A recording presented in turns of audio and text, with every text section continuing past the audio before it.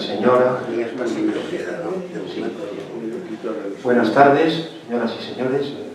Bienvenidos al Centro Asturiano de Madrid. Muchas gracias por acompañarnos. Hemos dejado unos minutos de cortesía, pero creemos que ya es el momento de comenzar. Y estamos muy agradecidos de contar hoy en este Salón Príncipe de Asturias pues con la presencia de dos personas queridísimas en esta casa, como son don Juan Velarde, a mi derecha, al que seguidamente presentaré con mayor detenimiento, y a mi izquierda, don Aurelio Menéndez, que es, como todos ustedes saben, marqués de Ibias, manzana de oro de este Centro Asturiano de Madrid. Es también asturiano universal por las casas de Asturias, los centros asturianos de Tres Cantos, Alcobendas, también de Toledo, en aquel tiempo existía el de Madrid y el de Alcalá de Henares.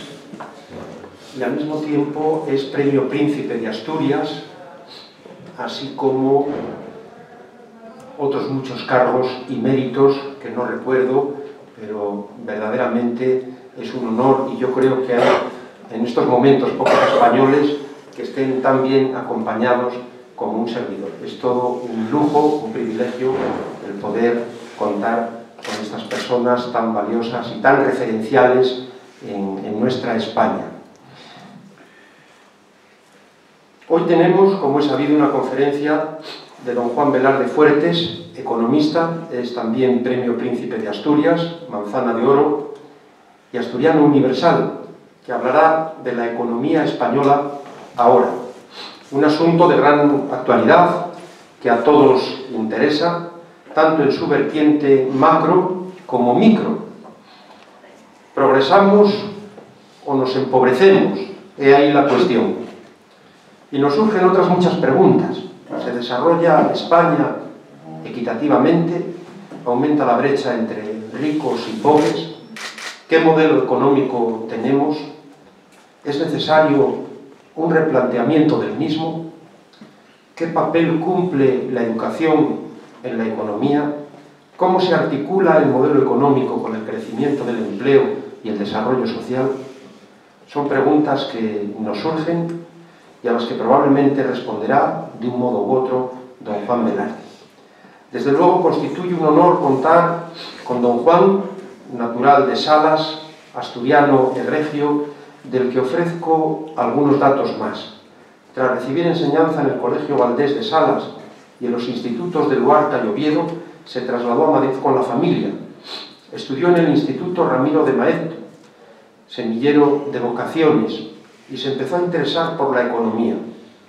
Ingresó en la entonces Facultad de Ciencias Políticas y Económicas de la Universidad de Madrid, en la que estudió Ciencias Económicas en la primera promoción de esta carrera. En 1956 se casó con la economista doña Alicia Valiente Pita da Veiga y obtuvo el doctorado en Economía con premio extraordinario.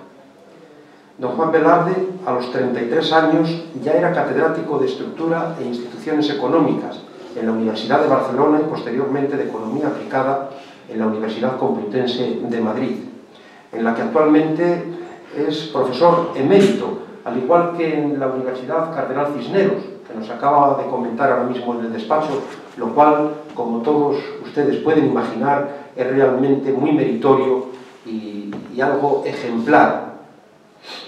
Un hombre, un profesor consagrado a la universidad. A nuestra alma mater entregó su siembra de estudio, de docencia y de investigación, y sigue haciéndolo. Y desde ella, con vocación de servicio, brinda sus frutos a la sociedad. Hay, como dije durante el acto de entrega del título de asturiano universal, un don Juan literario, muy arraigado en nuestra tradición, que es en realidad un libertino, un burlador. Ya en la versión de Zorrilla nos dice el Tenorio en primera persona: por donde quiera que fui, la razón atropellé, la virtud escarnecí, a la justicia burlé y a las mujeres vendí. Yo a las cabañas bajé, yo a los palacios subí, yo los claustros escalé y en todas partes dejé memoria amarga de mí. Quien hoy nos reúne es la antítesis de ese crápula ficcional. Nos encontramos con un don Juan de carne y hueso, de auténtico señorío, don Juan Velarde Fuertes, trabajador y ejemplar, virtuoso y entrañable. Por doquier queda la dulce memoria, ahora forzosamente sumaria, de su vida y obra. Académico de número de la Real Academia de Ciencias Morales y Políticas, actualmente presidente de la Real Sociedad Geográfica, vicepresidente, es posible que haya algún cambio, vicepresidente de la Real Sociedad Económica Matritense de Amigos del País, doctor honoris causa por numerosas universidades, Oviedo, Sevilla, Pontificia de Comillas, Alicante, Valladolid, Nacional de Educación a Distancia, Francisco de Vitoria, Católica de Valencia, San Vicente Mártir, Universidad Rey Juan Carlos, Medalla de Honor de la Universidad Internacional Menéndez Pelayo y consejero del Tribunal de Cuentas. De sus elevadas cualidades personales y profesionales brotan estos frutos de grandeza. Y entre sus muchos premios, como otras tantas flores que adornan su currículum, citamos el Príncipe de Asturias de Ciencias Sociales, el Rey Jaime I de Economía, el Premio de Economía de Castilla y León, Infanta Cristina, el de Economía Rey Juan Carlos, el Campomanes, el José Ortega Gasset Villa de Madrid, el Premio Julián Marías, la Manzana de Oro, ya lo dije antes, de este centro asturiano, la Medalla de Oro del Ateneo Jovellanos de Gijón.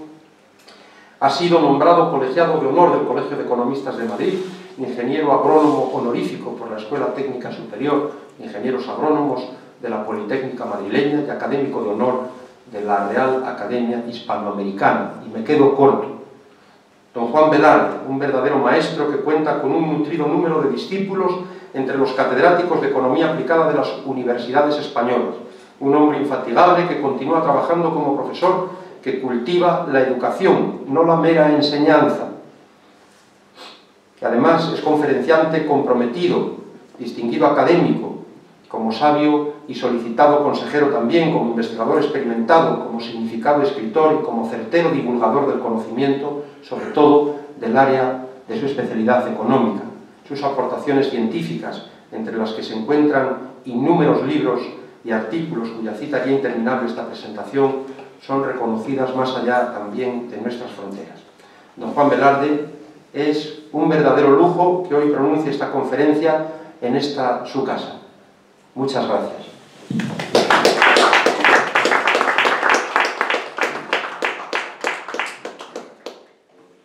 Muy buenas tardes, señoras y señores, y sobre todo, inmediatamente tengo que decir que me siento abrumado por ese presentar los activos y no los pasivos que tiene Juan Velarde, que tiene muchos pasivos. Y esa presentación de los activos es debido a la generosidad que este centro asturiano pues, ha tenido siempre conmigo, y varios de los datos que se han dado ahí lo demuestran. Yo, como única posibilidad de compensar mínimamente lo que se ha dicho, he escrito y voy a leer precisamente toda una serie de problemas que tiene ahora la economía española y que en parte también afectan precisamente al mundo asturiano. Y eso es lo que a partir de este momento voy a hacer como compensación minúscula, ridícula si se quiere, de todo esto que se ha dicho de mi persona. Y mucho más cuando a la izquierda pues tengo a un auténtico gran maestro de la Universidad Española y que da ejemplo de cómo se actúa y cómo se puede merecer el título de gran intelectual y gran maestro de España. Y a partir de este momento paso a leerles lo que traía aquí. Nos encontramos con que en este momento el obstáculo fundamental para mí que tiene la economía española radica en que se ha producido a partir de 1959 una impresionante aproximación a la que desde la aportación del discutido Galbraith se denomina sociedad opulenta. No quiere decir esto que se ha originado una marcha hacia una sociedad con un alto nivel de renta, sino hacia una sociedad con una peligrosa proclividad hacia el desastre, precisamente por la dinámica económica que posee. Basta para ello observar lo sucedido a partir de 1959. Basándonos en las cifras del Producto Interior Bruto por habitante, que las tenemos homogeneizadas gracias a Angus Madison, etcétera, etcétera, vemos que el Producto Interior Bruto español saltó de percibir en 1959 $3.050 Gini Hamis 1990, el nombre para que sean iguales todos en comparaciones internacionales, todo español medio recibía esto, pasa a recibir 15.659 en el 2001. O sea, en 42 años se alcanzaba esa cifra, la de 15.659 desde aquella de 3.050 en el año 59. Pues bien, Gran Bretaña obtuvo una parecida cifra a la española en 1959, la española del 59, en el año de 1869, y alcanzó la española de 2001 entre 1987 y 1988, o sea, que precisó para este avance un poco más de 118 años, mientras que nosotros los habíamos conseguido en 42 años. Empleando el mismo método, vemos que la vecina Francia lo logró desde 1921 a un poco después de 1883, de 1983, por lo que tardó 62 años.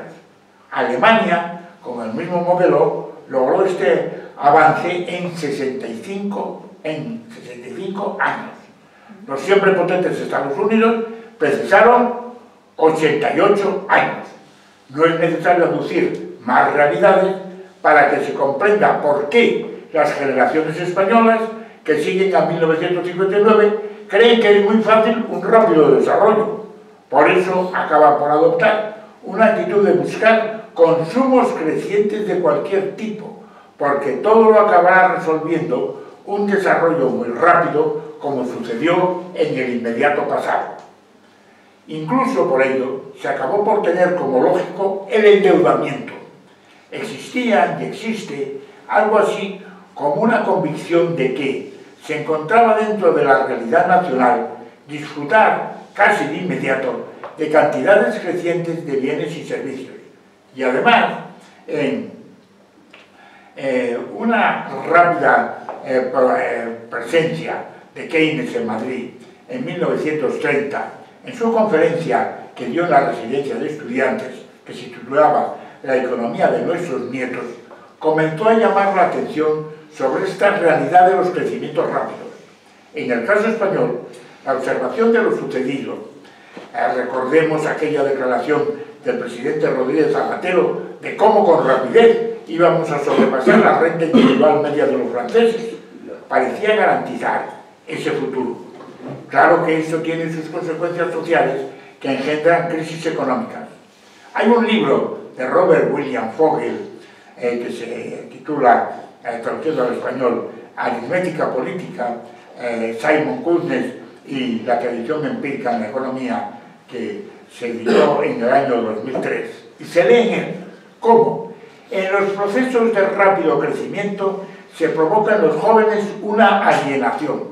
El motivo es que se trata de modo creciente de personas que, desde que fueron niños de familias minúsculas, se encontraron con unas madres que estaban ya, por lo que sucedía en lo económico, espiritualmente vacías y por consiguiente incapaces de transferir a sus escasos hijos activos espirituales vitales, tales como una mente a favor de proyectos de autoestima, de un sentido de la disciplina, así como que posean un sueño de oportunidades, de un anhelo de conocimientos mayúsculo, he ahí otra de las consecuencias de la caída de la natalidad, como resultado de una serie de factores sociales que entre nosotros planteó por primera vez Valdellós en su famoso ensayo, que yo traduje al castellano, Cataluña, pobre decadente, y que hoy, si leemos, por ejemplo,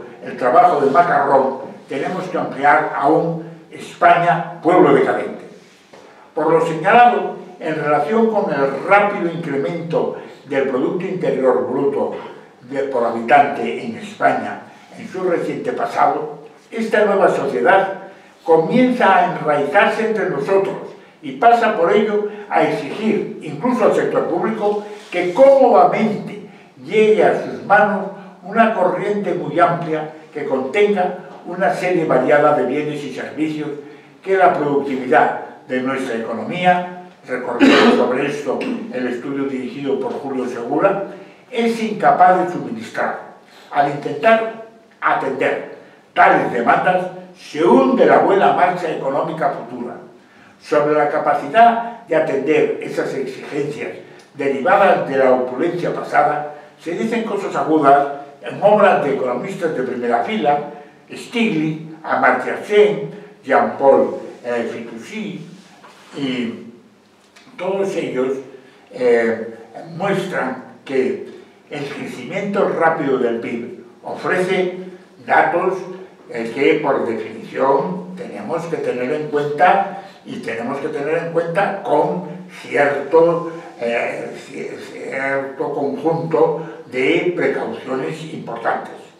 Como esta nueva sociedad opulenta se adhiere a bienes que tienen una vida esperada más corta que la que antes era la habitual, se ansían novedades. Ello implica que el Producto Interior Neto puede estar creciendo más despacio que el Producto Interior Bruto. Estas preferencias de la sociedad opulenta complican muchísimo la posibilidad de seguimiento de la calidad y cantidad de los servicios en las economías modernas. Seguir este sendero lleva sucesivamente a la ruina social y a la crisis económica. Pero cuán difícil es alterarlo en una sociedad crecientemente masificada, en la que, como decía Ortega, el pecado supremo es ser diferente. Esa explosión de medidas erróneas derivadas de buscar la satisfacción de una sociedad masificada y opulenta tuvo lugar a partir de 2003. La economía española mostraba, a finales del periodo 1996-2003, señales evidentes de que era precisa una remodelación importante. Se hizo todo lo contrario a partir de 2004, cuando se inicia a estos efectos el gobierno de aquel momento.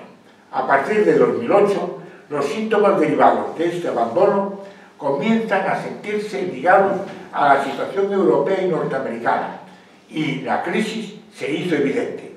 Conviene señalar cuánto esto es evidente y, a continuación, qué motivos se encontraban detrás para convertir en especialmente seria la depresión económica que surge en España.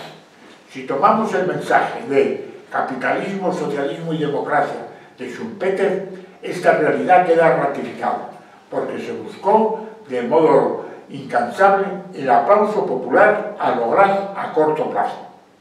Lo vemos de inmediato cuando en el informe anual 2009 del Banco de España se dice que nuestra deuda concreta frente al resto del mundo representaba al cierre de 2009 algo más del 90% del Producto Interior Bruto, lo que supone más de 10 puntos porcentuales por encima del reajuste del año anterior, de los que algo más de 7 puntos porcentuales corresponden al aumento neto de deuda pública en poder del resto del mundo, no de España.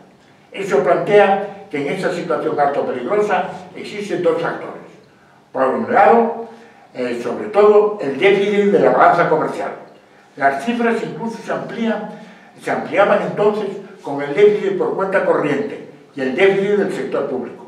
Y como un gran economista, Mandel, expuso para siempre, en esas condiciones no se puede pensar más que en resolver esa cuestión si es que se pretende pertenecer en un área monetaria óptima como puede ser la eurozona.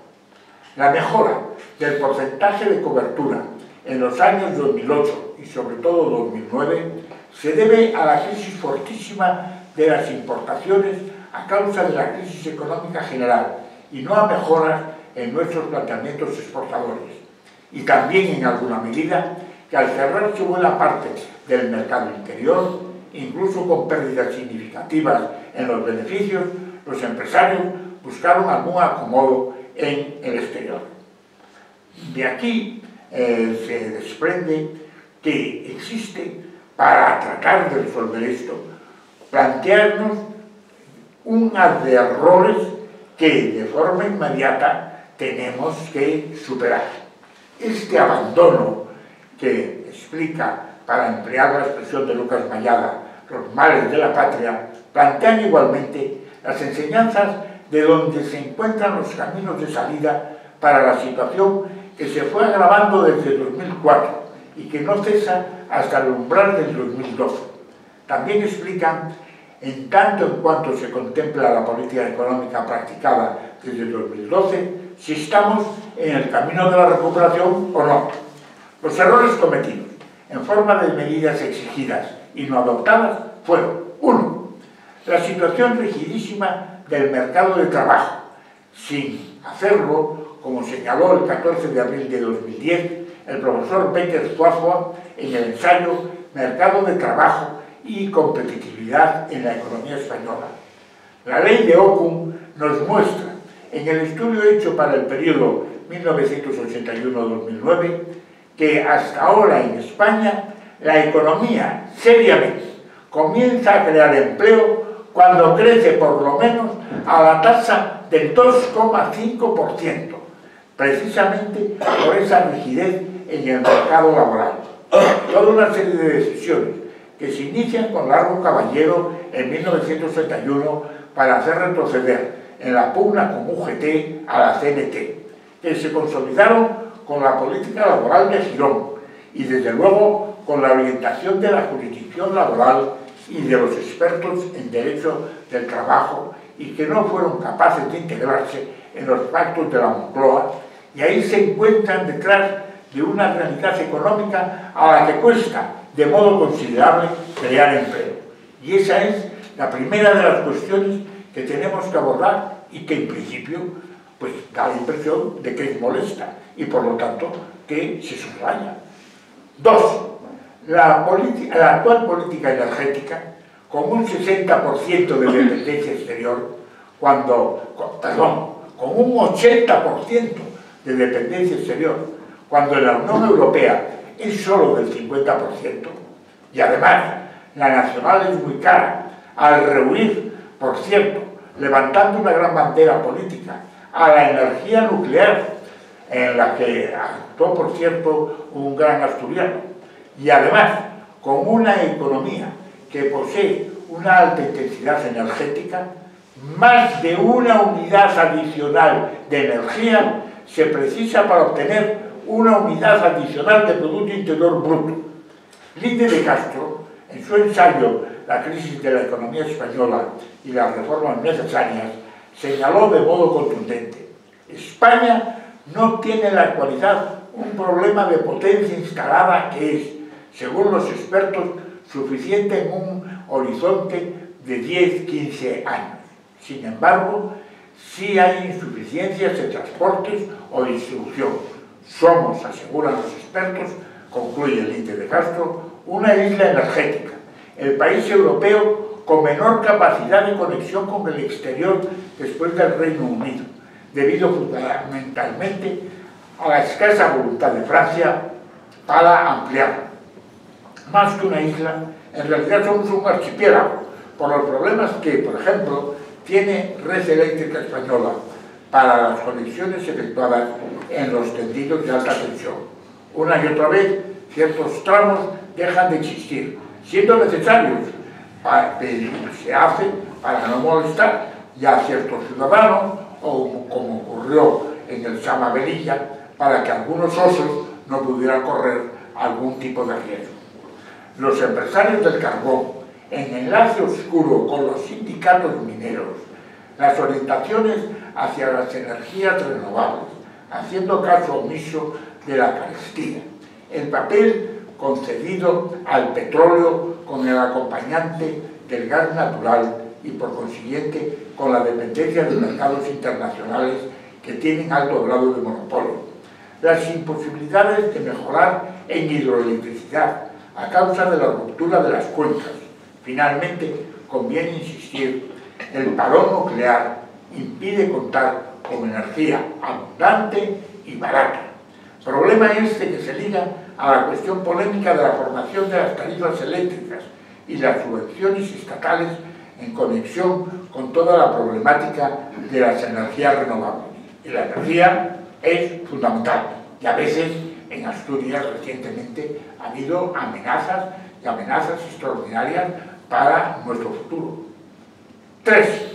El sistema de reparto para financiar las pensiones es un factor de encarecimiento. Y la evolución demográfica de la que hablé antes creará pronto una relación 1 a 1. Esto es, que cada obrero tendrá detrás, en su coste, un jubilado, a causa del envejecimiento de la población. Franco Modigliani, en conversación conmigo con este asunto, me dijo: vaya bomba de relojería que tienen ustedes con ese sistema de reparto de las pensiones, que quizá hubiera tenido sentido tal como se había planteado en otro contexto demográfico y económico en 1963. 4. Sin abundancia de capital humano adecuado, es imposible que tenga lugar un proceso de desarrollo económico importante. Víctor Pérez Díaz, en su ensayo ¿Qué hacer con la educación de los españoles?, un mensaje de esperanza realista, tras una lluvia de datos señala que se comenta sola. Lo sintetiza indicando que deja clara que la educación de los jóvenes españoles de hoy puede ser mejor o peor que la del pasado, que en eso dice no entra, pero en todo caso, comparada con la de los europeos occidentales, es una educación relativamente poca y relativamente mediana. Su nivel, dice, es parecido al de Italia, Portugal y Grecia. El polo opuesto está formado por los países nórdicos y los Países Bajos, mientras que los mayores países europeos ocupan posiciones intermedias. Así se encuentra el freno inicial a nuestro posible avance tecnológico y, en suma, es una gran barrera que se adiciona, entre otras realidades, a las regulaciones e intervenciones administrativas y a la alta temporalidad del empleo. Esto último, puerta de escape de la rigidez del mercado laboral para los empresarios. Cuando se leen documentos como los que publica COTEC, la alarma crece, porque el abandono educativo que subyace en ellos se ha consolidado con fuerza. En un reciente estudio de Mathieu Lefebvre y de Pierre Testot, État-Providence, que se acaba de publicar hace un par de años, la tasa de abandono escolar, medida en porcentaje de la población de 18 a 24 años, que no sigue ni estudios ni formación y cuyo nivel de conocimientos no sobrepasa la enseñanza secundaria ni inferior, situaba a España en el mundo con 28,4% en el puesto 25 de la Unión Europea de los 27. Solo superamos a Portugal y a Malta. 5. No es posible ignorar ni un segundo más el problema institucional español. Carlos Sebastián, en su espléndido ensayo La mejora de la productividad de la economía española, las reformas necesarias, expone que, históricamente, los grupos que detengan el poder político de facto han bloqueado las reformas institucionales cuando han percibido que esas reformas podían suponer una merma efectiva de su poder. Por ello concluye que en España resultará escasa la probabilidad de que se produzcan las reformas que generen eficacia, transparencia e independencia en la regulación económica y en la provisión de bienes públicos, y reformas que vayan en contra de los intereses de los afines o que mermen la capacidad de ejercer el clientelismo desde los diversos niveles de la administración. En España esto se ha complicado ya por la acción de la intervención administrativa de las comunidades autónomas, ya de manera singular en algunas decisiones especialmente vinculadas con la administración central. Las consecuencias son obvias en forma de freno a la posibilidad de montar negocios. Veamos la publicación del Banco Mundial Doing Business reciente, regulaciones inteligentes y dice para las pequeñas y medianas empresas. En la clasificación en finalidad de hacer negocios, el 1, la máxima facilidad, corresponde a Singapur. España ocupa mundialmente el puesto 44, el 43 lo tiene Perú y el 45 Colombia. Ha existido un abandono sistemático de esta cuestión que en el fondo es el abandono de la economía libre de mercado. 6. El otro gran problema que empeoró en el periodo 2003-2011 fue el crediticio. Era preciso ponerlo en sintonía con la gran novedad que procede de un fenómeno que estudió muy bien Antonio Torrero en el documento Crisis de la Unión Monetaria Europea en el Instituto Universitario de Análisis Económico de la Universidad de Alcalá de Henares, donde señala el peso creciente de los mercados en el sistema financiero mundial. Dentro de un proceso que arranca de la situación surgida en Bretton Woods, esto queda ligado al hecho de que España, a pesar de su inferioridad tecnológica e institucional, podía desarrollarse con fuerza gracias a un creciente endeudamiento exterior. Este ahora, como dice el profesor Torrero, consigue en los mercados mayores o menores posibilidades a causa de la labor de los principales servicios de estudio de las entidades financieras, porque la sofisticación de los análisis y la difusión les otorgan una gran relevancia en la configuración del clima de mercado. Todo esto complicó las cosas, porque respecto a España apareció el efecto rebaño, pues lo normal es seguir el criterio de los demás, porque la incertidumbre reduce a pensar que los demás pueden estar mejor informados. En ese sentido, pasó a tenerse en cuenta tanto la cuestión de las cajas de ahorros, que representaban aproximadamente la mitad del sector financiero de nuestro país, al que se complicaba por la división de competencias, como señaló Luis de Guindos en el artículo La encrucijada de la economía española en Cuadernos de Pensamiento Político, julio-septiembre de 2010, en cuanto a la regulación y supervisión entre el Banco de España y las comunidades autónomas se refiere. Desgraciadamente, cuando, como una especie de premio por no entrar en la crisis bancaria de mediados de los años 70 y siguientes, en 1977 se amplió la posibilidad de acción de las cajas de ahorros, hasta entonces con unos ámbitos más bien locales, nació la larva que acabó por convertirse en monstruo. Y he aquí que el gobierno socialista, sobre todo en la etapa de Rodríguez Zapatero, propiciará la entrada en los diversos órganos de las cajas de representantes de diversos organismos autonómicos, políticos y sindicales, con lo que su eficacia técnica se redujo de modo extraordinario, mientras, como expone Ernest Reich, la obsesión por ganar cuota de mercado ha resultado nefasta.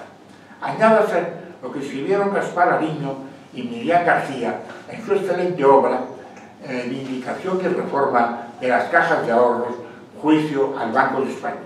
Uno se pregunta qué hacían los auditores del Banco de España cuando veían esos crecimientos desaforados de oficinas, inversiones y empleados.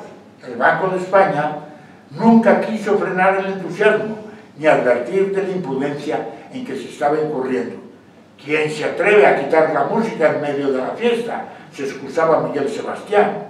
Caruana formuló alguna advertencia, pero a modo de buen consejo que da el padre de familia al hijo despilfarrador. Pero a un regulador supervisor se le exige más que un acertado diagnóstico y un buen consejo. Según Gasparariño y Miriam García, cuando se preguntó a los últimos presidentes de Catalunya Caixa, Serra Ramoneda y Narcís Serra, a qué se debía el que hubiesen aceptado esta estrategia, contestaron que quizá fue excesiva, pero que el resto de las cajas hacía lo mismo. El efecto rebaño estaba presente. Y las reformas también tendrían que llegar a la banca privada. José Manuel González Páramo, en la conferencia sobre la reforma de la arquitectura del sistema financiero, pronunciada en Bilbao el 21 de junio de 2010, solicitó la adopción de patrones de liquidez y alta calidad del capital para los bancos, medidas para reducir el talante procíclico del sistema financiero, la introducción de una estructura reguladora para las instituciones financieras sistemáticamente importantes, la regulación de las agencias de evaluación del crédito y de los hedge funds, mejorando los mercados derivados. Finalmente, prácticas seguras de compensación que ayudasen a la estabilidad financiera. Séptimo problema. El problema demográfico, al que ya he hecho alguna alusión, conviene puntualizarlo. Alejandro Macarrón, en su artículo Suicidio demográfico, ya nos faltan entre 9 y 12 millones de jóvenes y niños, señala una realidad sencillamente nefasta para la sostenibilidad de nuestro sistema de pensiones y sanidad a partir de la siguiente década. Por cierto que la población inmigrante, una vez instalada en España, ha pasado a indicarnos en infertilidad, al observar los datos de hijos nacidos por mujer en edad fértil. De la mano de Gary Echeverría, la reacción ha de venir de planteamientos económicos de ayuda a la familia dentro del estado de bienestar. Pero esto, cuando es preciso restringir el gasto público, es posible sin una reestructuración básica del conjunto de este. Lisa y llanamente señalan Macarrón y Jim Rogers que en España, tras varias décadas de invierno demográfico, nos acercamos a un auténtico infierno. En España hay actualmente unos 2 trabajadores en activo y cotizando, ellos y sus patronos, por cada jubilado, y vamos poco a poco hacia proporciones del tipo 1 a 1, sencillamente insostenibles. Pero también ha de proceder este cambio de todo un conjunto de valores que desde el poder desarrollado políticamente me fueron atacados con fuerza. 8. Como base de un equilibrio presupuestario y de una remodelación del sistema impositivo, sin olvidar el haz de medidas cubiertas por el gasto público de modo ineludible, nada se hizo en paralelo a lo que había supuesto la Comisión Lagares, adecuándola a los nuevos problemas, y digo Comisión Lagares porque las propuestas del profesor Manuel Lagares siempre han sido, a mi juicio, no ya lógicas desde el punto de vista analítico, sino contrastadas de modo óptimo con la realidad cuando se pusieron parcialmente en acción, y que de esta forma se intuye cómo llevar adelante este reto. Acabo casi de hablar con el profesor Lagares y me ha prometido un artículo para una revista de la que he sido hasta ahora el dirigente, la Revista Española de Control Externo, sobre ahora lo que opina sobre cómo la Comisión Lagares se podría poner en marcha. Ha sido hace horas cuando he tenido esta conversación con él. Y no ya Lagares, sino otros grandes hacendistas, como es el caso de Leopoldo Gonzalo, tampoco fueron escuchados. Para eso no se hubiera debido olvidar la realidad fiscal nueva surgida del hecho autonómico y el complemento local. Esto se olvida, y por supuesto se olvidó. Pasa a ser imposible, sin ello, reordenar adecuadamente nuestra vida, y más cuando se abandonó el control del déficit público. Se alcanzaron los mayores porcentajes de esta magnitud en nuestra historia económica desde, respecto al Producto Interior Bruto, desde 1850. Nunca había habido un déficit tan alto como el que se alcanzó en el año 2011 y tenemos series aceptables de Producto Interior Bruto y de déficit del sector público desde 1850. Habíamos conseguido ese máximo. De acuerdo con Ángel Fernández, en su artículo Presupuestos 2007-2012 y reducción del gasto público para obtener el crecimiento económico de España, publicado en Procesos de Mercado recientemente, la conclusión es que aumentar aún más el tamaño del Estado con más impuestos o con más planes de partes de estímulo de la demanda agregada sería un error económico muy grave, porque se perjudicaría todavía más a la estructura productiva del capital y, por tanto, al consumo y al ejercicio de la producción empresarial y, en definitiva, se retrasaría la consecución del crecimiento económico, con lo que estaba equivocado el modelo del gobierno de Rodríguez Zapatero, que, por todo lo dicho, abandonaba el sendero que llevaba a ese crecimiento económico que requiere equilibrio presupuestario en el sector público, o bien superávit para bajar los impuestos a ciudadanos y empresas para lograrse bien cargo de su enorme dificultad. Solo eso nos llevará a atacar el mal en los estratos hondos donde verdaderamente se origina. Cierro comillas. Irrita más esa conjunción de errores si tenemos en cuenta que el final del siglo XX parecía que nos iba a situar en una posición envidiable. Se veían datos impresionantes.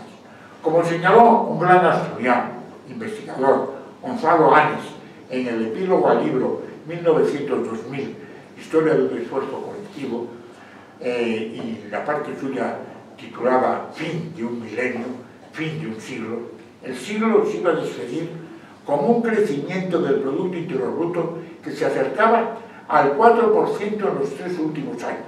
Los procesos de concentración empresarial han coincidido con el aumento de las inversiones, decía Áñez, en el exterior del total de las inversiones extranjeras directas en Iberoamérica, porque las españolas ascienden a más del 50%. La expansión empresarial en España y en el exterior, decía, tenderá a aumentar en el futuro, a medida que se desarrollen las nuevas formas de venta que exige la llamada globalización, con la posibilidad que ofrecen las telecomunicaciones en las modalidades de comercio electrónico, una vez superadas las barreras que lo limitan, lo mismo que las que existían en torno a la electricidad, a la aviación y a los hidrocarburos. España, gracias a los cambios esperados en los últimos años del siglo XX, se integrará en la Europa unida del siglo XXI, decía Áñez, con posibilidades crecientes de bienestar general y de prosperidad. Parece como si el cambio de siglo y de milenio marcaran una nueva época en la que lo hispano pasara a recuperar el protagonismo y la hegemonía que le corresponde en Europa y en el mundo por tradición cultural y civilizadora. En suma, concluía, por su historia. Todo eso, precisamente por la acumulación de errores señalados en la etapa que concluye en fechas bien recientes, parece venirse abajo. De ahí la importancia con Ortega de hacerse cargo de la extrema dificultad con la que nos encontramos, como consecuencia de la combinación de una sociedad opulenta y masificadora y una pésima política económica que se inició en el año 2004 y que solo ha empezado a rectificarse parcialmente a partir del año 2012-2013. Esta herencia, que tiene una manifestación bien visible en las cifras de un altísimo desempleo, el mayor de las 42 naciones que se consideran de alguna importancia y que por ello se recogen en la parte final de The Economist toda la semana, plantea la necesidad de una reacción muy dura y que sintetiza admirablemente el profesor Torrero así. La opción, con todas sus consecuencias, para enmendar estos errores, exige realizar con éxito un durísimo ajuste para restablecer la capacidad competitiva, añadiendo Torrero que es una operación muy compleja desde la perspectiva social, puesto que el sacrificio se repartiría de forma desigual entre sectores y rentas según la capacidad de resistencia, de presión y de la conexión con el exterior, y el ajuste requeriría un periodo amplio de tiempo en el cual serían visibles las diferencias entre los afectados, al mismo tiempo que se elevaría la factura financiera por las mayores exigencias de nuestros acreedores, temerosos de que el escaso crecimiento de la economía española comprometiese la capacidad de atender el servicio de la deuda exterior. En suma, el análisis detallado de los errores y de la sociedad actual española muestra con toda nitidez que es necesario plantear, como en 1947, en 1959 y en 1977, un plan de estabilización dentro de una amplia solidaridad social, porque en nuestro país es absurdo intentar la deflación de precios y salarios, mejorando la competitividad para reducir el endeudamiento de los agentes económicos y la dependencia financiera del exterior.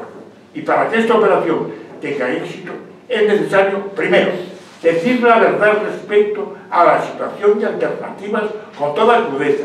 Segundo, que la operación esté respaldada por las principales fuerzas políticas, sin que ninguna intentara aprovechar las inevitables dificultades del largo y complicado empeño para prosperar de momento. Si falta esa solidaridad, aunque el empeño va a ser, como vemos, menos rápido y más duro, no se debe abandonar, porque es el único camino posible. Un gran economista, Krugman, tiene razón cuando escribe en El retorno de la economía de la depresión y la crisis actual, o sea, en medio de esos errores que se cometían sistemáticamente en España, lo siguiente: parecía como si las bacterias que solían provocar plagas mortales y que creíamos que la medicina moderna había derrotado hacía mucho tiempo, hubieran reaparecido bajo una forma resistente a todos los antibióticos convencionales. Pero seríamos tontos si no buscásemos, costase lo que costase, nuevos remedios, nuevos regímenes profilácticos, para no ser las próximas víctimas. Y en la sociedad española, en torno de Merced Redoreda y su novela Cuánta guerra, acabaría por borrarse el recuerdo del mal, o lo llevaría siempre como una enfermedad del alma. Todo esto, siendo acabar así, nos exige mucho a todos, para que no triunfe una tesis de Schopenhauer en su obra capital, El mundo como voluntad y representación, que editó en 1818.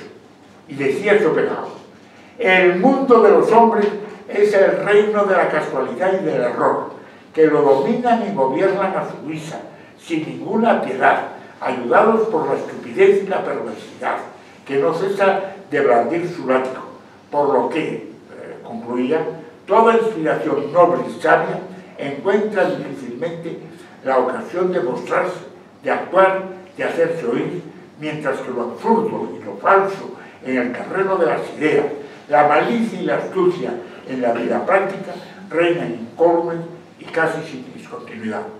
Y de ahí la importancia de que sitios tan importantes como es este de la Casa de Asturias, que tiene inmediatamente difusión y transmisión hacia el Principado, y el Principado tiene extraordinaria influencia e importancia en el conjunto de España, se planteen cuestiones como esta con la dureza con que he tenido que hacerlo, pero los economistas no tenemos más remedio que actuar con esta dureza, que es el camino de que con veracidad veamos las posibilidades de que España cumpla ese futuro que añoraba y que ansiaba ese gran asturiano que es Gonzalo Ángel. Nada más y muchas gracias.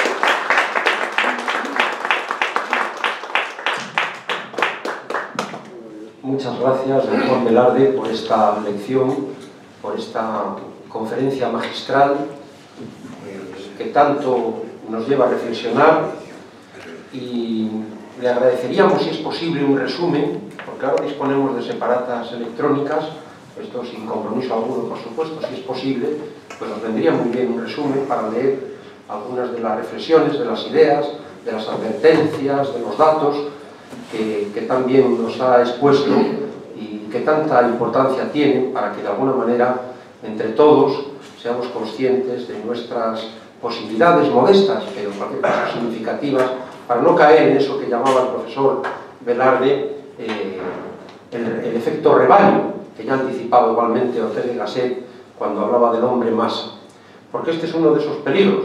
Y bueno, yo creo que en este momento pues vamos a abrir un coloquio. Si alguien quiere intervenir, quiere formular alguna pregunta, algún comentario, pues es este el momento. Adelante, por favor. Doña Albarrosa. A mí la moral me quedó por los pies. No sé si cuando salga me recuperaré. Muchas gracias, de verdad, pero vamos. Bueno, el panorama, Albarrosa, que por algunas conversaciones que hemos tenido, por interpretar un poco tus palabras, ya lo sabemos, porque lamentablemente, aunque no por el detalle que nos ha brindado el profesor Velarde, pero de continuo en los medios de comunicación están difundiendo esta situación crítica, ¿no?, de alguna manera. Y yo, profesor Velarde, le quería consultar algo. Usted ha hablado a lo largo de su conferencia de esa alternativa clásica que se plantea entre el capitalismo y el comunismo, entre el liberalismo, podríamos decir, si se prefiere hablar así, aunque no haya una sinonimia, y también un modelo más de carácter comunitario, comunitarista, colectivista, etc. España en estos momentos está en este planteamiento, está planteándose con mucha fuerza este dilema. Hay incluso algún movimiento, en fin, con formato de partido político que lo está volviendo a encender esta discusión, y dada la indignación de un cierto sector, las frustraciones de otras personas, pues empieza a cobrar fuerza.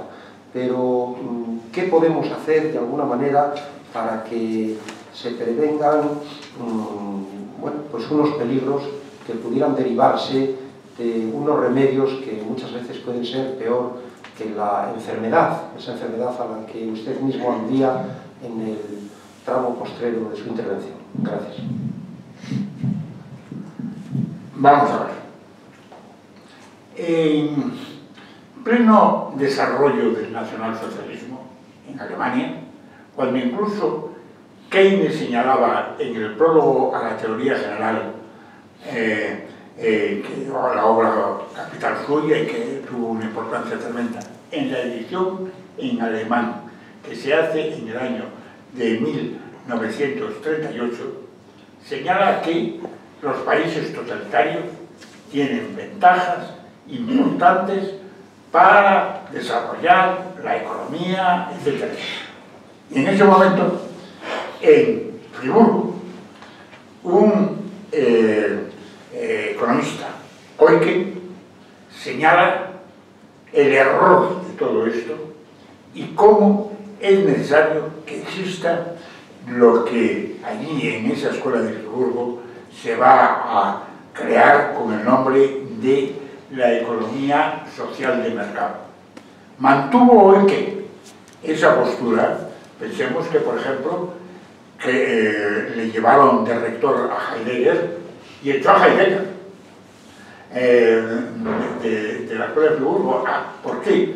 Porque había conseguido en la Primera Guerra Mundial la máxima condecoración alemana imaginable por su valentía, que era la Pour le Mérite, la condecoración que se llamaba así, Pour le Mérite prusiana.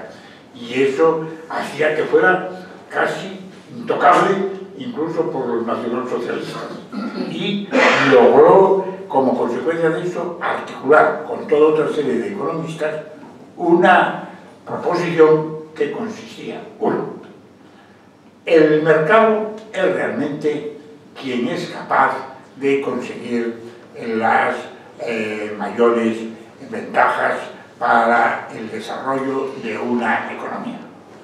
Nada de intervenciones, etcétera, etcétera. Pero resulta que es necesario que existan 5 frenos al Estado. Freno número 1. El freno número 1 viene determinado porque existe dentro de una libertad unínima del mercado, como se demostró en la historia, posibilidades de acabar actuando en contra de la dignidad de la persona humana. Y eso no se puede consentir de ninguna manera. Por lo tanto, el Estado debe regular qué cosas son aquellas que atacan la dignidad de la persona humana. Segundo, la segunda cuestión está vinculada con un tema que está relacionado con lo que podríamos llamar los bienes de mérito. Hay ciertas cosas que no solo beneficia al actuar el Estado en una persona, sino que se benefician en general. Por ejemplo, el que el Estado tenga escuelas, etc. Beneficia a los que van a la escuela, pero el conjunto de esa situación pues es un conjunto y por lo tanto los bienes de mérito deben actuar así. Complemento de los bienes de mérito, que existen toda una serie de situaciones que el conjunto de los ciudadanos admira y considera suyas, y por lo tanto que el Estado debe hacer que eso se mantenga y se continúe siempre. Por eso digo el ejemplo de, bueno, a lo mejor dentro de la economía del mercado, pues delante de la Cámara Santa, pues se puede poner una fábrica de cemento. Pues no se puede poner una fábrica de cemento, porque la Cámara Santa y su contemplación es de todos, y eso no se puede alterar de ninguna manera. Cuarta cuestión. La cuarta cuestión procede de una vieja ley de los aritméticos políticos, la ley de King.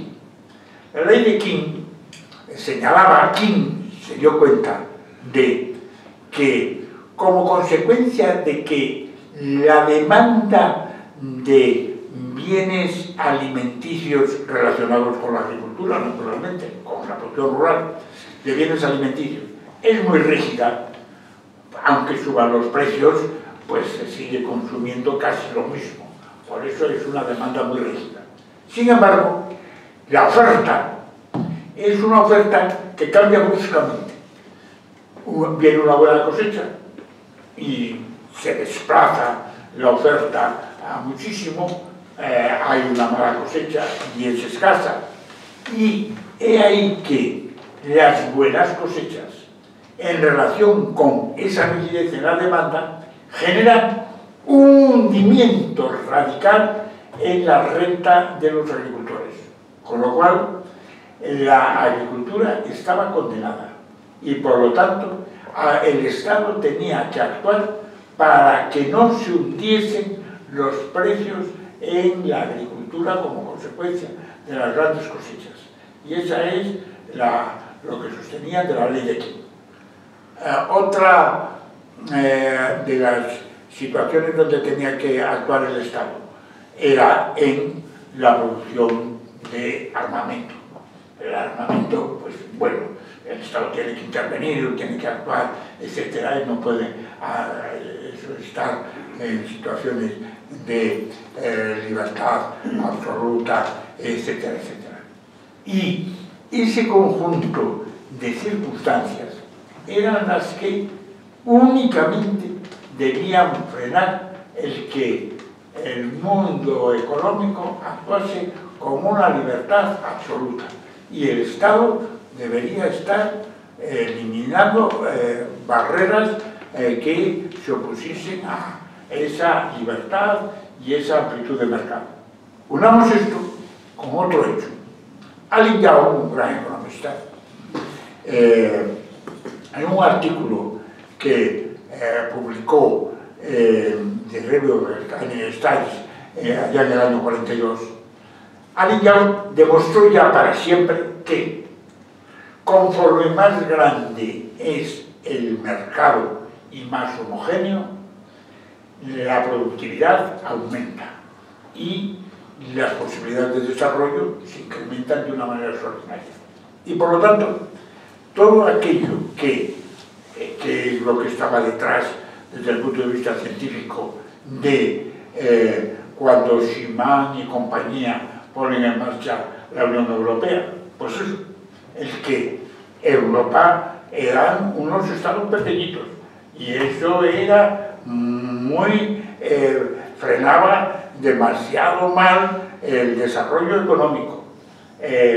Samuelson, un gran economista, señalaba que Europa había montado una frase que la había dicho por primera vez el mariscal Goering, de que cada país tenía que optar entre cañones o mantequilla. Y, sin embargo, decía Samuelson, Estados Unidos tiene cañones y la vaca entera. ¿Por qué? Porque es un mercado muy grande. Por lo tanto, es necesario ampliar el mercado, es necesario eliminar las barreras fronterizas, es necesario que eso sea realmente ámbitos que generen lo que Allen Young había demostrado desde un punto de vista técnico, etc. Y eso es otra exposición complementaria que va unido a lo de la libertad de mercado. Mercados grandes. Esto es lo que... y por ejemplo, perdón porque me amplié y me refiere a una situación española, de pronto, SPAC, y esto hay unas memorias de un diplomático donde lo recoge, en el momento que se ha creado una Europa de los 6, y era todo lo que había, observa que España, después de la crisis, después del plan de estabilización del 59, avanza y hace una insinuación a España. No le interesaría ingresar dentro del ámbito europeo. Y eso es una situación de los años 60. ¿Quién frena eso? Lo frena un ministro catalán denominado Gual Villalbí, que señala, que dirige el tinglado que le ha puesto el gobierno para estudiar el mundo europeo, y que señala que cuidado, cuidado, despacio, despacio. Y por lo tanto, España dio la espalda a aquella insinuación que hace SPAC en aquel momento. Luego vino las complicaciones para cuando quiso entrar.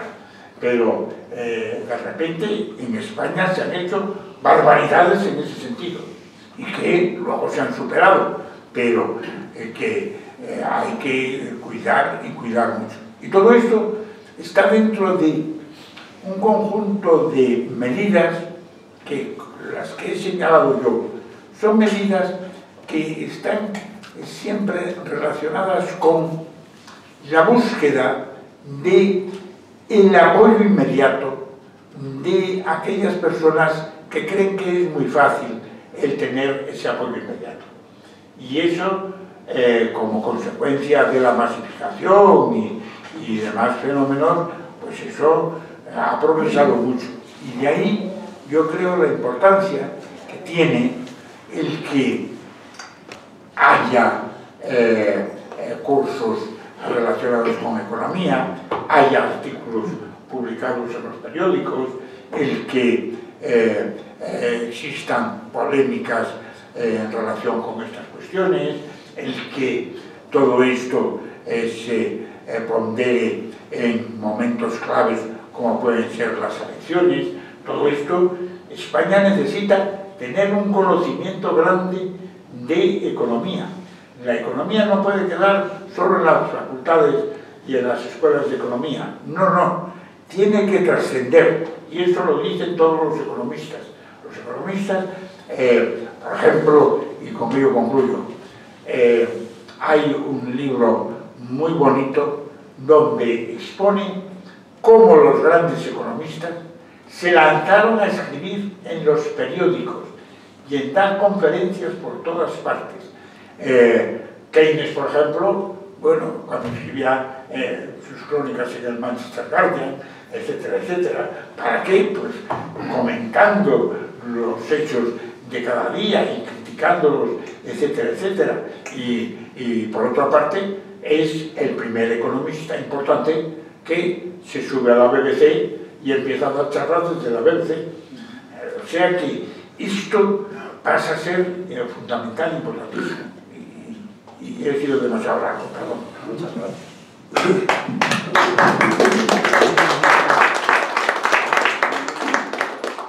No sé si alguien más quiere intervenir. Adelante, Jacinto. Sí, sobre pensiones. Don Juan, que nos dijo que el sistema de reparto que es un problema. ¿Usted qué propondría, mejorarlo o cambiarlo? Es cambiarlo. Un grupo de economistas, demógrafos, por otra parte estadísticos,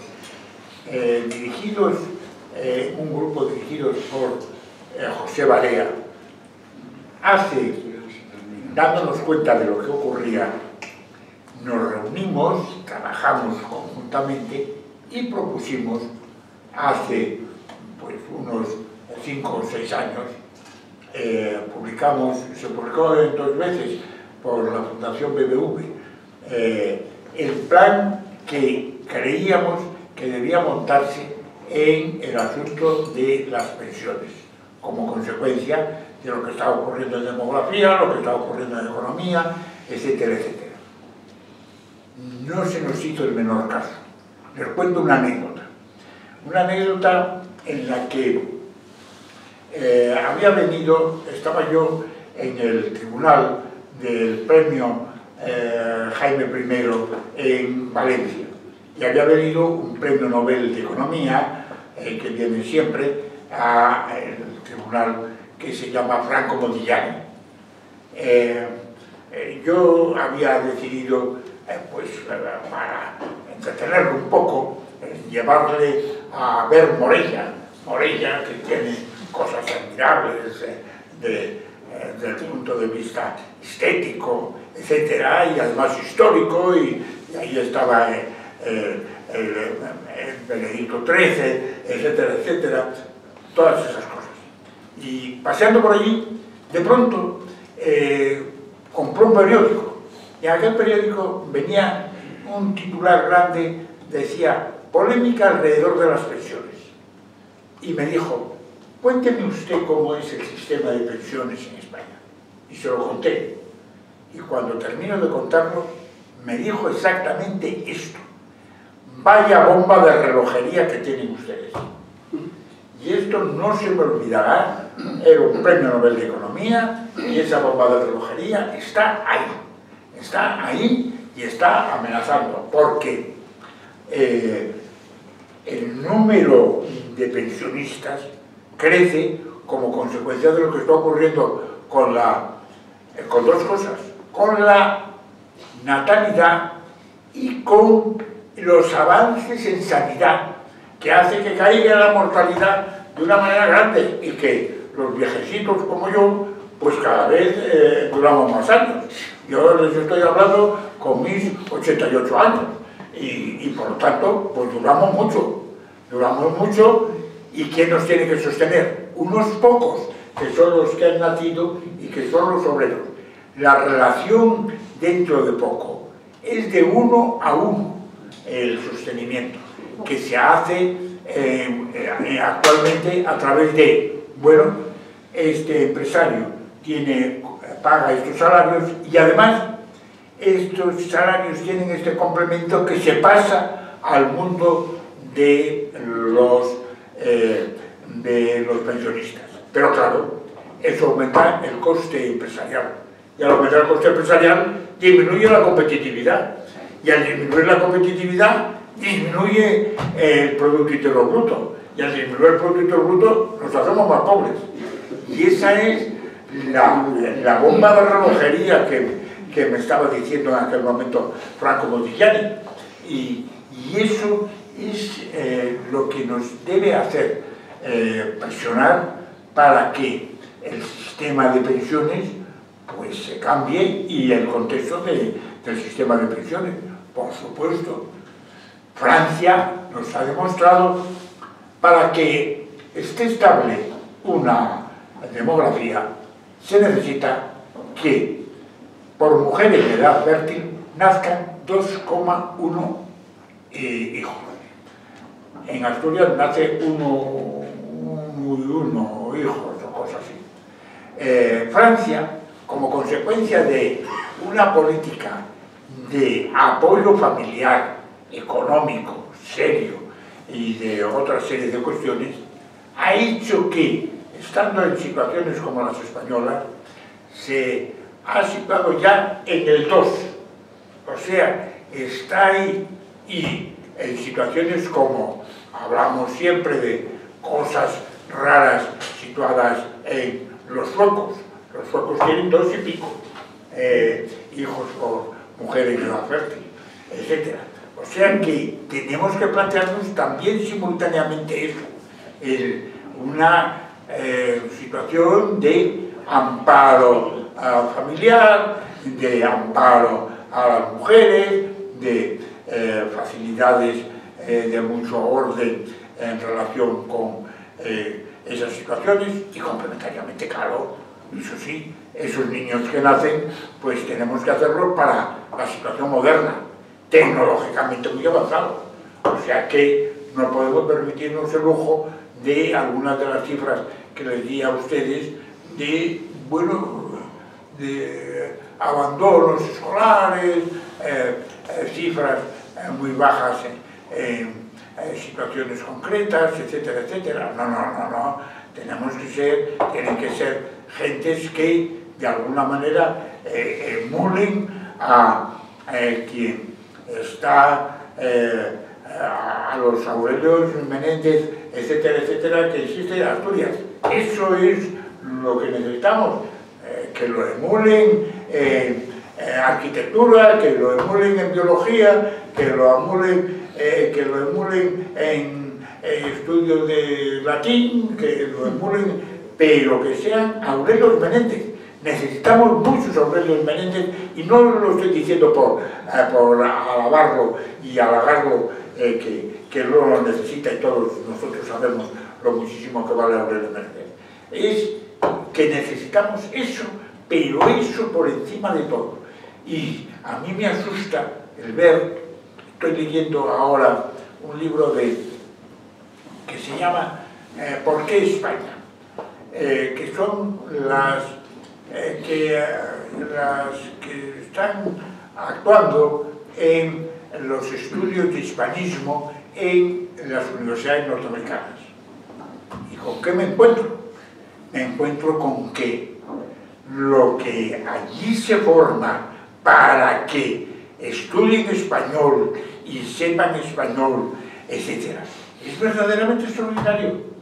Y estamos haciendo nosotros lo mismo para que estudien inglés y sepan alemán y sepan en toda una serie de departamentos, etcétera, etcétera, y sepan además de esto pues cuestiones de matemáticas y de gramática y de historia, etcétera.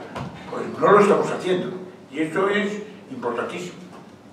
Bueno, estoy siendo muy largo. Bueno, por tanto, don Juan, entendemos así resumidamente al menos que es necesaria